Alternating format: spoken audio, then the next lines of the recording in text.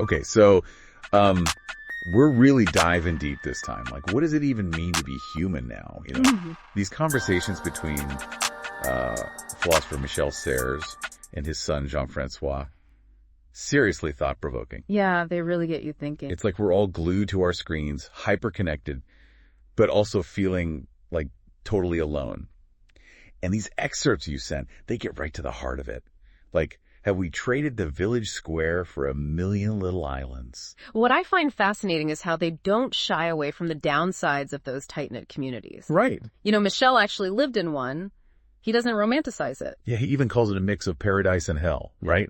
Like simmering resentments, old grudges, political divides. Exactly. Makes you wonder if close-knit always came with a dark side, even before we started trying to dismantle them. Absolutely. And the generational thing adds a whole other layer, right? For sure. I mean, Michel really saw that shift happen firsthand, going from societies where your place was basically preordained to this whole individual freedom above all else thing. Right. But like he points out, that freedom, well, it can come at a price. Yeah, big time. Loneliness, not knowing where you fit in. It's Yeah. like that image he uses, those Roman families with the death masks of their ancestors. Oh, yeah. You imagine? Talk about intense family reunions. Really makes you think about how much our concept of family has changed, right? It wasn't just who you had over for dinner, it was your ancestors, the land, this whole web of connections. We're all scattered. Yeah, we move for jobs, prioritize our chosen families. And work is totally different, too. That story about Michel's neighbor, the carpenter. Oh, yeah. He goes from building these beautiful pieces by hand to basically just assembling pre-made parts, like a cog in a machine. It's like this symbol of how we've lost something essential about work. The human connection. Exactly. So are we doomed then? Like, is this the price of progress? A society drowning in loneliness? I don't think they see it as quite that bleak. Yeah. They recognize the shadows, for sure, but they're also fascinated by the new ways people are finding belonging. So we're talking online communities, local initiatives, that kind of thing. Exactly. Finding new ways to connect. And creating spaces for genuine human connection. It's like a direct response to the isolation we've been talking about. And this is where it gets really interesting, right? Because they both seem to believe real change happens from the ground up. Absolutely. From those individual acts, local initiatives, those everyday interactions. Building those bridges. Exactly. And they even grapple with technology's role in all of this, right? Like, can scrolling through social media ever really replace sitting down to dinner with someone? Well, Jean-François is actually trying to create online platforms to combat isolation. So he clearly sees some potential there. But then Michel points out how easily those same platforms can become echo chambers. Right. Just Right. reinforcing our existing biases instead of helping us connect with people who are different from us. So we've swapped one problem for another. It's not violence holding us together anymore, but the threat of loneliness. It's more nuanced than that. They're saying that in this world, individual choice is even more critical. Right. If we're going to build meaningful connections now, it takes real effort. You have to actively choose it. Reach out. Exactly. Build those bridges, online and off. And hopefully those connections won't be haunted by the same kind of violence Michel saw in his younger days. That's the hope, right? That we can build something new, something better. You know, that story Jean-François tells about confronting those youths in the housing project after his car gets blown up? Powerful stuff. Oh, yeah. It would have been so easy to just write them off, retreat, feel disillusioned. But he chooses connection. Incredible. He leans into that discomfort, chooses understanding over anger. And finds a spark of solidarity. It's like proof that breaking free from those predetermined roles doesn't automatically doom us to a life of isolation. It just means we have to be more intentional about choosing who we connect with. It's definitely more complex. And that's where Michel's perspective as a philosopher is so vital. He's always pushing us to look deeper, question our assumptions. Engage with different viewpoints. Exactly. Being mindful of where we invest our time and energy, both in the real world and online. Because that's how we find those genuine pockets of belonging, those spaces where we can be ourselves, but also part of something bigger. It's fascinating how they connect this whole longing for connection to what it means to be human in the first place. Michel talks about how humans, unlike animals, we don't really have a natural niche, Okay. Like we're not just born into this perfectly designed slot in the world.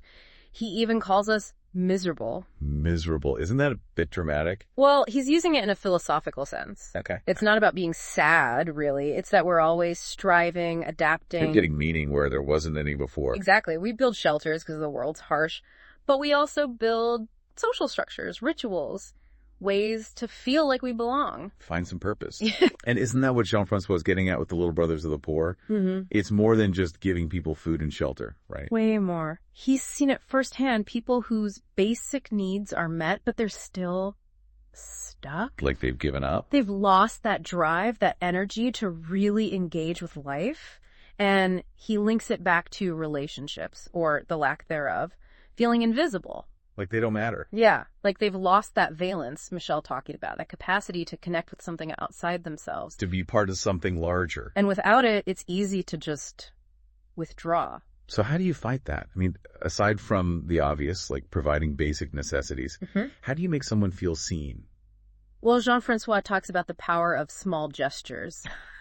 A volunteer calling to say, hey, I want to visit you, sending a postcard from vacation. Many things. But they communicate care, attention. That someone out there is thinking about them. That they're not forgotten. It's a good reminder for all of us, actually. We all have the power to push back against that isolation, even in small ways. Exactly. And it's not just about individuals. Jean-François, he wants to transform the Little Brothers of the Poor itself. Oh, how so? Less top-down control, more collaboration, empowering local teams. He sees it as a model for how institutions need to change. To keep up with how much people crave autonomy these days. It's fascinating how that theme keeps coming up, that shift from me to we. In a way, yeah. A true belonging doesn't come from just following orders. It's about feeling like your voice matters, that you're contributing. Like you're part of a team. And that feeling, it can be incredibly motivating. Think about Jean-François' story about that World Cup celebration. In the Bobigny Housing Project. Yeah, they create this space for shared joy, and it becomes transformative. Even in a place that we often associate with, isolation and conflict. It shows that those deep human desires for connection, celebration, those transcend our differences. We all crave those moments of shared experience. Absolutely. And spaces where everyone is on equal footing, where those hierarchies melt away. Speaking of unexpected connections, it's interesting what they say about those Charlie Hebdo marches. It was more than just a condemnation of violence, right? They saw a society grasping for a sense of collective identity. In an age that's all about me, me, me. Exactly. Everyone's saying, just sues Charlie. Not necessarily because they agreed with everything the magazine published, but as a defense of free speech, a rejection of that kind of extremism. And Michel was struck by the silence of those marches, right? The lack of anger, of calls for revenge. He saw it as solidarity. A society coming together not to demonize, but to affirm their shared values. Powerful stuff. It makes you wonder, could we ever have that kind of unity without some tragedy to bring us together? It's a good question. Is that kind of collective identity even possible when we're constantly told to embrace our individuality? It's a tough one. But Jean-François brings up an interesting point. He says that same longing for belonging can be, manipulated. Oh, absolutely. It leaves people vulnerable to extremist groups. They offer that sense of purpose, but at a cost. Individual freedom goes out the window. Exactly. And that's why thinking critically is so important. It's not enough to just want connection. You have to be discerning about where you find it. The groups you join, the ideologies you embrace. It's a tightrope walk, isn't it? It really is. Balancing that need to belong with protecting your own individuality. It's even trickier now that so much is shifting. The old structures of authority are crumbling. And new communities are popping up all the time, both online and in person. It's exciting, but also kind of overwhelming. It is, and there's no one-size-fits-all answer. But the Serres men, they offer some good guidelines. Like what? Well, for starters, true belonging, it shouldn't require you to conform or blindly obey. Look for communities where your contributions are valued, where your unique perspective is respected. So how do we find those communities? They don't just magically appear. It takes effort. You have to get out there, create those spaces, be intentional about nurturing those relationships. It's not easy, but it's like we need to relearn how to connect, Yeah. Be more present, both online and offline. And remember that there's a real person on the other side of that screen. Totally. Our words have impact. We need more empathy, more compassion. It's about recognizing that tech is a tool. We have to use it well. For good, not just to rack up likes or whatever. It's a huge challenge, right? This whole idea of creating belonging in a world where everyone's all about individual choice. It's like a constant balancing act. And the Serres men don't pretend there are easy answers. Right. They're honest about how messy it all is. But they also remind us that we have to keep trying for ourselves and for, the future of society. It does feel kind of daunting, though. Like, where do you even start? Start by looking inward, maybe. What has shaped your own experience with connection, with loneliness? What are you searching for? And then what? Yeah. So you figure that out. What then? Then you start building. Create those spaces, nurture those relationships. It's an ongoing process. It's not about finding the perfect community. It's about showing up, being present in those connections. And, one of the most intriguing things they bring up is the role of faith. Oh, interesting. Like organized religion.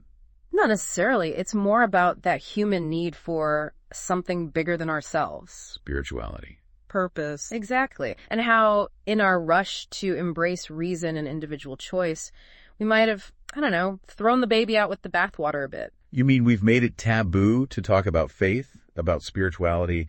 Like it's somehow anti-intellectual. Right. Jean-François tells this story about talking to young people in that housing project, many of them Muslim.